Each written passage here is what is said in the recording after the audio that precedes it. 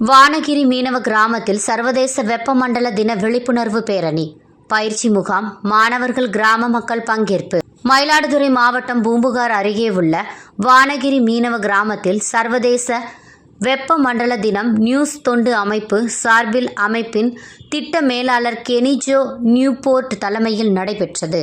மயிலாடுதுறை மாவட்ட ஆட்சியரின் வழிகாட்டுதலின் பேரில் நியூஸ், அதாவது இயற்கை சுற்றுச்சூழல் வனவிலங்கு சங்கம் என்கின்ற தொண்டு அமைப்பு சார்பில் கிரீன் டிஎன் மிஷன் திட்டத்தின் கீழ் மயிலாடுதுறை மாவட்ட கடலோர பகுதிகளில் சதுப்பு நிலக்காடுகள் வளர்க்கப்பட்டு வருகிறது.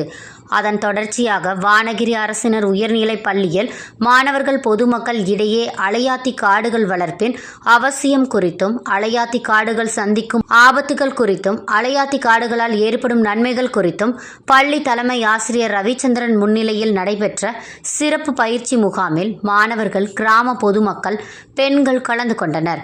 பயிற்சி முகாமை தொடர்ந்து சதுப்பு நில காடுகளின் பாதுகாப்பை வலியுறுத்தியும், காடுகளால் ஏற்படும் நன்மைகளை வலியுறுத்தியும் விழிப்புணர்வு பதாகைகளை ஏந்தி கொண்டு மாணவர்கள், பெண்கள், பொதுமக்கள் முழக்கங்களை எழுப்பியவாறு பள்ளி வளாகத்தில் இருந்து கடற்கரை நோக்கி முக்கிய வீதிகளின் வழியாக பேரணியாக சென்றனர்.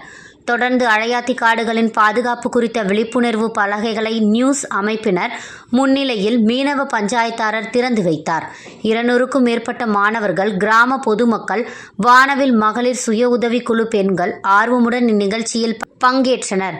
கடலோர கிராமங்களை கடல் அரிப்பிலிருந்து பாதுகாக்கும் நோக்கத்தில் சுனாமி பேரழிவுக்கு பின் இழந்த பசுமையை மீட்டெடுக்கும் முயற்சியில் நியூஸ் தொண்டு நிறுவனம் தொடர்ந்து செயல்பட்டு வருகிறது. மயிலாடுதுறை மாவட்டத்தில் சத்திரப்பாடி, சின்னங்குடி, கீழ மூவர்கரை, மேல மூவர்கரை உள்ளிட்ட கடலோர கிராமங்களில் அலையாத்தி மரங்களை 100 ஹெக்டேரில் நடவு செய்து வருகிறது. குறிப்பாக கிராம பெண்களுக்கு வேலை வாய்ப்பளித்து அந்த மரக்கன்றுகளை நாள்தோறும் பராமரித்து பாதுகாத்து வருகிறது. வானகிரி கிராமத்தில் அதிகளவில் அலையாத்தி மரக்கன்றுகள் நடும் பணி நடைபெற்று வருகிறது குறிப்பிடத்தக்கதாகும்.